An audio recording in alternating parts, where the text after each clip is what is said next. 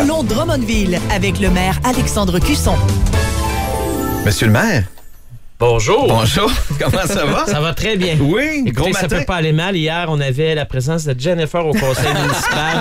Écoutez, c'est quelque chose. Ah, c'est rare qu'on la sort, là, mais des fois, ça arrive. Non, mais elle a bien fait ça. Elle a bien fait ça. Oui. Vous n'avez pas été inquiet, vous pouvez la sortir encore. Je l'ai fait depuis très nombreuses années. Et depuis quoi, 1 an à peu près, c'est Marie-Michel qui prend la relève au conseil. Il faut faire travailler nos jeunesses. C'est ça, exactement. Mais là, hier, c'est moi.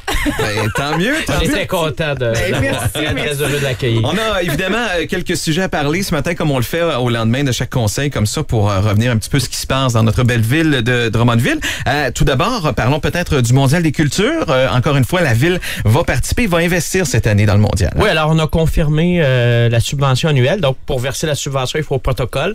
Alors, hier, le conseil a adopté le protocole. Donc, c'est un protocole qui est en tout point semblable à celui de l'année dernière. Donc, les mêmes montants. Il n'y a pas d'augmentation. Il n'y a pas de diminution non plus. Par 350 000 Oui, c'est ça. Donc, c'est un montant là, qui est quand même versé depuis plusieurs années, mais s'ajoute à ça environ 100 000 $ en service. Donc, on évalue là ce que coûte, par exemple, nos cols bleus qui vont installer des clôtures ou qui soutiennent là, d'une façon ou d'une autre le mondial. Donc, l'année dernière, ça a été 95 000 les services. Donc, le maximum, c'est 103 000. On sait que l'événement, Alexandre, est très critiqué depuis quelques temps.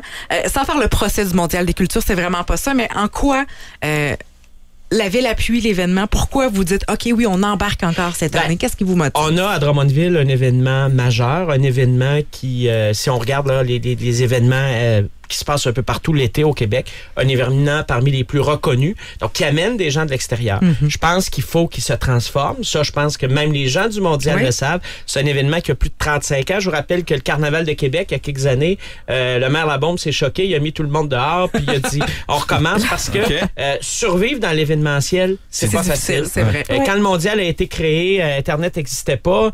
Si on voulait voir des troupes de danse de la Pologne, ben il fallait aller au festival, là, fallait pas aller ailleurs. Et donc, tout ça, ça s'est modernisé. Il y a de l'évolution. Les gens du Mondial en sont conscients, mais il faut surtout reconnaître qu'ils font tout un travail. Et moi, personnellement, ce que je pense, c'est que notre événement, il faut le transformer. Il faut l'améliorer, j'en suis conscient. Mais si on disait c'est terminé puis on repart d'autre chose, ben ça veut dire qu'il faut aller reconvaincre les sociétés d'État comme l'Auto-Québec, comme Hydro-Québec, comme la Société des alcools de contribuer, reconvaincre le ministère de la Culture de mettre de l'argent, nos partenaires financiers. Et ça, probablement que ça nous donnerait une perte financière importante. Alors, c'est préférable, comme je le disais hier, de transformer la maison de l'intérieur plutôt que l'acheter à terre et d'en bâtir une autre. Et je pense que cette année, ça va être une année importante. Mais c'est sûr que pour les Drummondvillois, d'année en année, peut-être qu'ils trouvent que ça se ressemble. Et c'est un des mandats, c'est un des défis de l'équipe du Mondial de se renouveler. Donc, moi, j'ai confiance qu'ils vont continuer, qu'ils vont aller de l'avant et qu'on va être surpris cet été. Parlez-moi, monsieur le maire, de toponymie maintenant à Drummondville. On parle de changement de nom? Oui, ben c'est ça. On a confirmé d'abord un changement de nom hier. L'avenue des Frères, donc l'avenue des Frères qui est située entre l'école Jeanne-Mance, l'hôpital Sainte-Croix et le collège Saint-Bernard, qui finalement avait été nommé pour les Frères de la Charité, qui ont été propriétaires de ces terrains-là pendant très, très longtemps. Hier, les Frères de la Charité ont quitté Drummondville, donc les 2 derniers religieux, 111 ans et 2 jours après l'arrivée de leurs premiers confrères, ont quitté Drummondville. Alors, histoire qu'on se rappelle dans le temps, qui étaient ces frères-là. On a choisi d'ajouter de la charité pour que les jeunes, pour qui ça voudrait probablement rien dire, ils vont peut-être penser que c'est l'avenue des 2 frères. Alors, on a dit peut-être bien préciser de quoi il s'agit, de qui il s'agit. Et on a fait cette annonce-là là, dans le cadre d'une réception civique. On avait fait aussi une réception semblable pour les Montfortins en novembre dernier qui nous ont quittés. Vous l'aviez annoncé dans votre souper du maire, l'ordre de Drummondville, conférence de presse prévue pour aujourd'hui, pour ce matin. Là, qu'est-ce qu'on peut savoir sur l'ordre de Drummondville? Comment on peut recevoir l'ordre de Drummondville? Ben, d'abord, c'est un élément qui est important pour nous. Comment la population de Drummondville, via la municipalité, peut rendre hommage aux gens qui se distinguent d'une façon particulière. Alors, il y a un comité de toponymie de reconnaissance civique qui a travaillé très fort là-dessus. 8 8 citoyens, 3 élus qui ont fait une proposition au conseil qui est fort intéressante.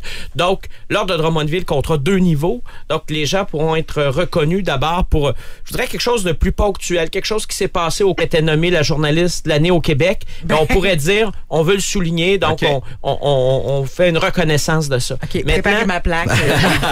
Maintenant, les gens qui auraient connu une carrière particulière, des gens qui auraient fait rayonner Drummondville, qui auraient fait avancer Drummondville, mais sur l'ensemble de leur carrière, je dirais l'ensemble de l'œuvre, des choses tout à fait particulières. Alors là, ces gens-là pourraient devenir membres, officiers de l'ordre, pardon. Donc, il y a les membres, le premier niveau, et les officiers, le deuxième niveau. Donc, et pour les membres, ben, on invite les gens à poser des candidatures. Ce matin, on va annoncer toute la procédure autour de ça. C'est simple. On veut que ce soit simple. On veut que les gens nous réfèrent des bons coups. Ça peut être des jeunes qui ont gagné des médailles au niveau national. Ça peut être... Et il y aura un certain nombre de personnes chaque année et quelques personnes uniquement comme officiers. Est-ce que on annoncera des noms aujourd'hui? Non, il n'y a pas de noms qui seront annoncés aujourd'hui. Aujourd'hui, on va demander aux gens de nous soumettre des candidatures. Le comité va continuer de travailler pour les officiers. Les premières annonces de noms se feront autour du mois de juin. OK. Des suggestions? Ben, écoutez, on les entend, les suggestions. On va les écouter. Moi, je ne fais pas partie de ceux qui sélectionnent et qui y travaillent, donc je vais les laisser faire ce qu'ils ont à faire. Mais on a amplement le choix à Drummondville. Ça, on va se le dire, dans différents niveaux. Là, franchement, on a beaucoup de gens qui que ce soit dans la culture, au niveau économique. Ce qui va être difficile, je pense, ça va être de faire des choix de se limiter, surtout au début, parce que il y a toute l'histoire qui est derrière nous. Donc, évidemment, ce sont des personnes qui sont vivantes qui recevront ça, mais il reste que le choix sera très, très grand et sûrement difficile. Monsieur le maire, toujours un plaisir. C'est un plaisir partagé. On se reparle dans 2 semaines, Monsieur le maire Alexandre Cusson. Parlons Drummondville avec le maire Alexandre Cusson.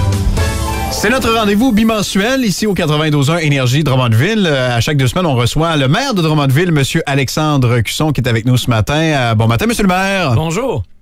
Bon anniversaire à Drum, peut-être, pour commencer. 37 ans. Moi, chaque 21 février, je trouve qu'on repousse les limites de la maturité quand c'est l'anniversaire de C'est Drum. très bien dit, ça. Ah oui, hein? Qu'est-ce que t'en penses, Dom? Ben moi, je vis avec ça, mais je me sens de plus en plus sage. J'ai l'impression que dans mon intérieur, il y a une sagesse qui se cultive. Ouais, ça paraît pas encore. C'est vraiment à l'intérieur. C'est ce que j'allais vraiment dire. à l'intérieur. C'est profond. Mais peut-être qu'un jour, Dom aura sa rue à Drummondville, mais on a fait des changements de toponymie dans les dernières journées. Peut-être un cul-de-sac. Ou une impasse. Il y a eu des résolutions, notamment l'avenue des Frères, qui est devenue l'avenue des Frères de la Charité. Oui, c'est ça. Alors, on a pris la décision en honorant les Frères de la Charité qui ont été à Drummondville 111 ans et 2 jours. Les 2 derniers ont quitté hier après tant d'années. Et on a voulu souligner, parce que au fond, l'avenue des Frères avait été nommée dans le passé pour les Frères de la Charité, qui étaient propriétaires de tout cet espace-là. Il y a l'hôpital, l'école Jeanne-Mance, le collège Saint-Bernard. Et on se disait, au fond, les jeunes, et plus le temps va avancer, moins les gens se rappelleront de cette présence des Frères de la Charité.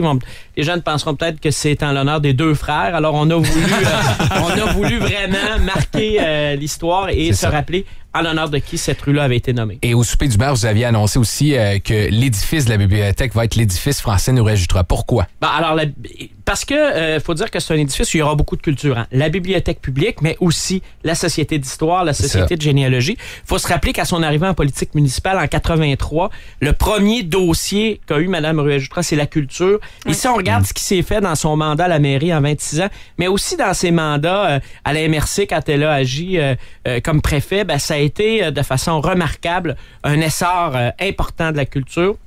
Je pense qu'on peut facilement associer le dossier du développement économique et du développement culturel à Mme Nourret-Jutra. Alors, la commission de toponymie, il faut le dire, est formée de 8 citoyens et 3 élus. Des citoyens là, de tous horizons, tant sportifs que culturels ou économiques. C'est pas juste la ville qui a décidé ça. Pas du tout. C'est une recommandation donc d'une commission sur laquelle siègent 8 citoyens sur 11 qui a fait cette recommandation-là unanime et laquelle le conseil municipal a donné suite aussi de façon unanime, de façon officielle hier soir. Exact. Donc, le conseil d'hier a servi aussi à confirmer de l'argent, notamment des subventions pour plusieurs organismes culturels. C'était le cas du Mondial des cultures. Donc, un autre montant, un peu comme l'an dernier. Oui, c'est ça. Le Mondial, ça fait quand même, je vous dirais, très, très longtemps là, qu'on est au même montant. C'est ça. Une contribution financière et une contribution en service. La contribution en service, c'est environ 100 000 là, des employés municipaux qui donnent un coup de main ou qui... Pour le montage. Si on fournit des clôtures ou des choses comme ça, là, ça c'est ce qu'on fait dans la plupart des événements qui sont pas nécessairement une dépense parce que ce sont des employés ou des éléments qu'on a déjà, mais qu'on comptabilise quand même. Et le volet financier. Donc, c'est stable là, depuis 4 ans. Vous avez confiance en la nouvelle organisation? Oui, tout à fait. Écoutez, ils ont pris des décisions, je pense, courageuses depuis l'arrivée là, de la nouvelle directrice générale. Pour nous, c'est satisfaisant. On nous a présenté un petit peu les forces, les faiblesses, les opportunités, les menaces de cette organisation-là. Et ça a été très satisfaisant. Je le répète depuis le début, on a la chance d'avoir à Drummondville un événement estival important, un festival important, et c'est beaucoup plus facile de le transformer de l'intérieur que de le jeter à terre et de recommencer, ne serait-ce que pour avoir la participation qui est très importante financièrement de l'Auto-Québec, la Société des alcools d'Hydro-Québec. Ces sociétés d'État-là, il y a eu une époque où elles étaient très généreuses, et là, elles ont diminué. C'est beaucoup plus difficile d'aller les chercher. On les a dans un événement à Drummondville.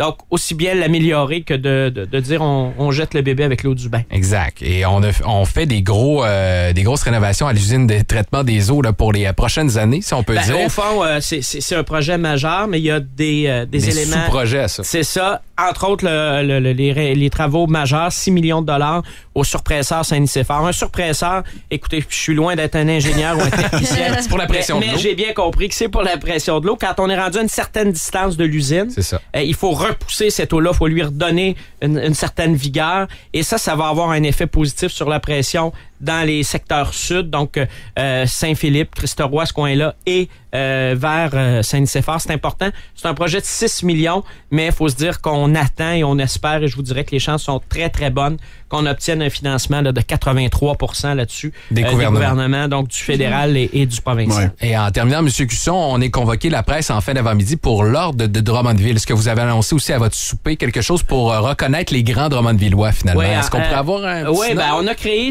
la commission de toponymie de reconnaissance civique il y a à peu près 1 an. Et dans les mandats que j'avais donnés à ces gens-là, c'était de mettre sur pied une méthode, une procédure pour reconnaître les citoyens exceptionnels. On le fait par l'ordre. L'ordre comptera 2 paliers.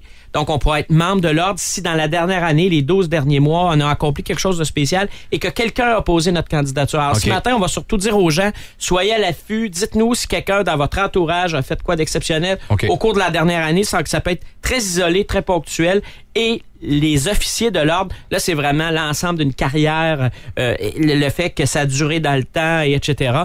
Du côté des officiers, ça sera la commission de toponymie et de reconnaissance civique qui fera les recommandations à la ville. On veut pas que ça soit 100 personnes chaque année. On veut au contraire que ça demeure quelque chose de particulier. Donc, au niveau des officiers, on pense à peut-être 3 personnes par année, peut-être une vingtaine du côté des membres. On va suivre ça aujourd'hui et tout au long des prochains mois. Merci, M. le maire. C'est toujours un plaisir de vous voir après les séances du conseil. Toujours un plaisir. Donc, dans 2 semaines avec le maire de Drummondville, M. Alexandre Cusson, qui est avec nous.